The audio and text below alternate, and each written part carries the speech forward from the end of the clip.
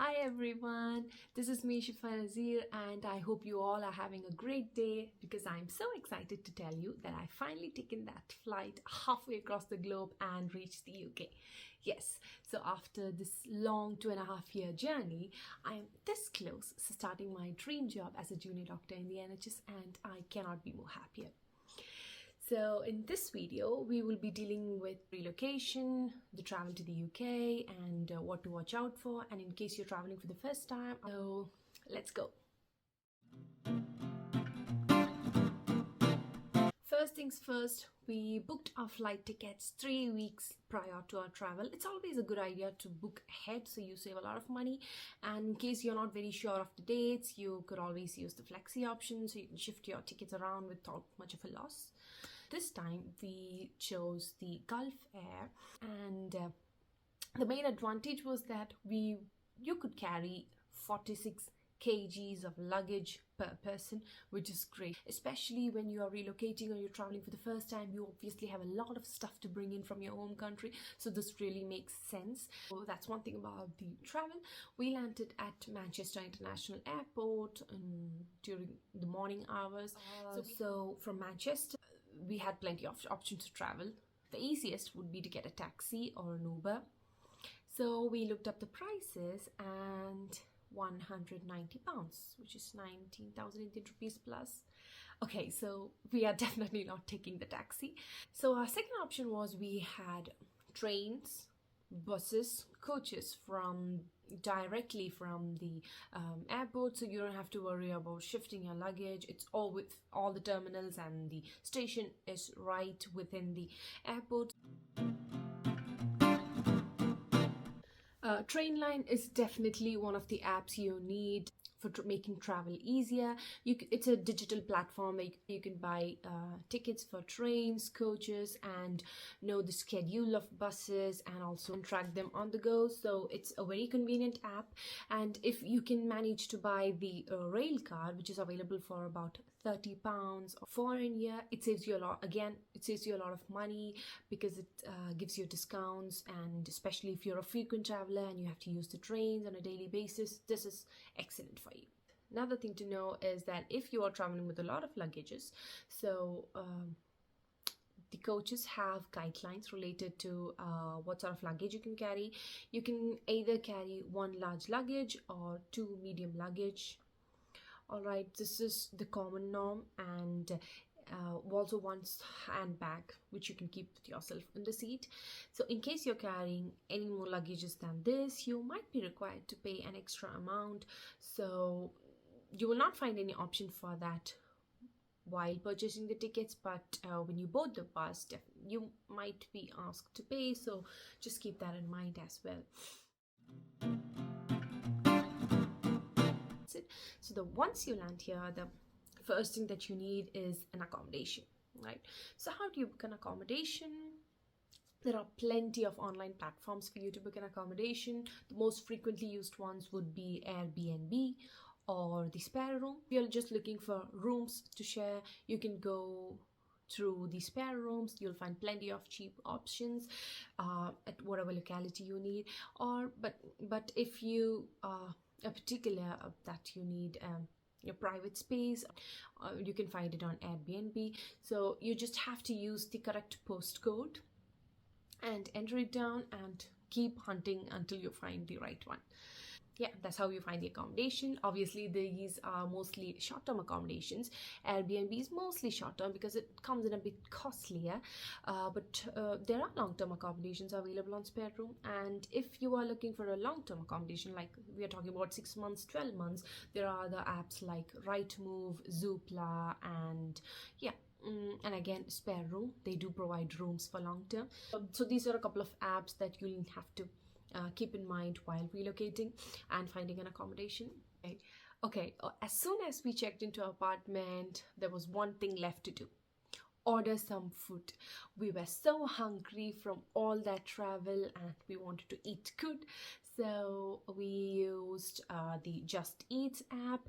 You can also use Uber Eats or Deliveroo, or I'm sure there are more applications than that, and you can order any sort of food you need. So we ate some shawarma and doner kebab, and it was yummy. One shawarma cost us like £8, and the doner kebab was like £10. So yeah, that is how much you will be paying if you are like eating out, basically.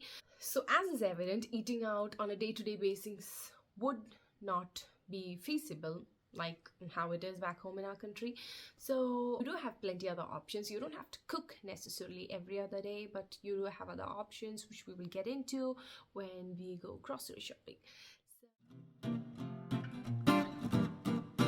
The next thing that comes up is grocery shopping. So if you want to be more economical, Lidl and Aldi would be the go-to options. But if that's not available around you, you could definitely use Tesco. So Tesco has Tesco Extras, Tesco Express, whichever is fine. One advantage with Tesco is that you will find Indian stuff, Indian spices, grains and rice, all that stuff, and even halal chicken under one roof. So that is one advantage. Then there's Sainsbury, a bit more costlier, but their custard donuts are really tasty. Highly recommend. So you have plenty other stores as well, but these are the ones you would go to if you want to save some money. And another tiny little thing is that most of the stores have ready to eat, ready to cook, like microwavable food, so you can just throw them in the microwave. And if you go to the store after 7 p.m, you should be able to get them at a cheaper price. So this is something that I found out when I traveled for my PLAB 2 last year, and I don't know if it holds good everywhere, but you can just try that. How do you get to places? Best way, walk it out. If you can walk like 20-30 minutes, that's fine, because you're not going to be tired. The weather is quite pleasant, and unless it rains heavily, and yeah, so walking should be fine. Another way would be to use the public transport. So the buses, local buses, just check them out. What are their timings on Google?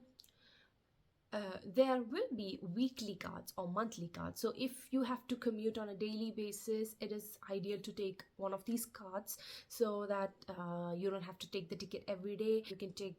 You can take one of those in the app using Get Me There. That is very convenient. So make sure you don't, if you are traveling daily, you do not have to take your tickets daily, because that is obviously costlier. So just check out, ask the locals if there is any weekly cards or monthly cards available, and always go for it. Last and final thing would be, how do you make transactions? So you can definitely bring in cash with you and use it in most of the grocery stores. They have tills where you can pay the cash, but you will not be able to use cash when you buy tickets online, or most of the coach tickets or train tickets. It might be difficult for you to use cash. So I would suggest you bring in a little amount of cash with you, and just check in the immigration rules and see how much you can bring in. And the rest would be better if you have a travel card or a forex card. So you can apply for a forex or a travel card with whichever banks you want to. And this travel card is basically a card that has some money in it, and you can use it in a particular country. So you put in money as per the Indian rupees, but it gets translated as into the pounds or whichever currency you want it to, and then you can use it in that country. So how do you deposit is a long story. I'm sure you can contact the banks regarding it. And so with travel cards, you can make most of your payments. You can get your online tickets, trains, buses, or you can buy stuff on grocery. One thing that was not possible was booking a coach ticket. I'm afraid I was not able to do that with the travel card. I'm not sure why, but if that happens, you can definitely keep a debit card or a credit card with you, just in case of emergency it comes up. So obviously a credit card is never going to put you down. So you can keep single credit card if that helps. If that's something feasible, you can definitely do that, so you won't be caught up in any situation. So these are the various methods where you can pay, and I'm sure there is a banking called Monzo, right? I haven't explored that when I came in for last year from PLAB 2, but some of my friends did use Monzo and they had a good experience with it. So you can just check out Monzo app. They have a detailed explanation of how to apply for the bank and stuff, and I'm guessing you need an address for it, so any local address would be fine, should be fine if you're staying in it for like 3 months. And yeah, so I believe I've covered on some of the topics which would be helpful to you and in case you're traveling to UK. And stay tuned for more videos. I really hope this helps you guys, and thank you so much for watching. Bye bye.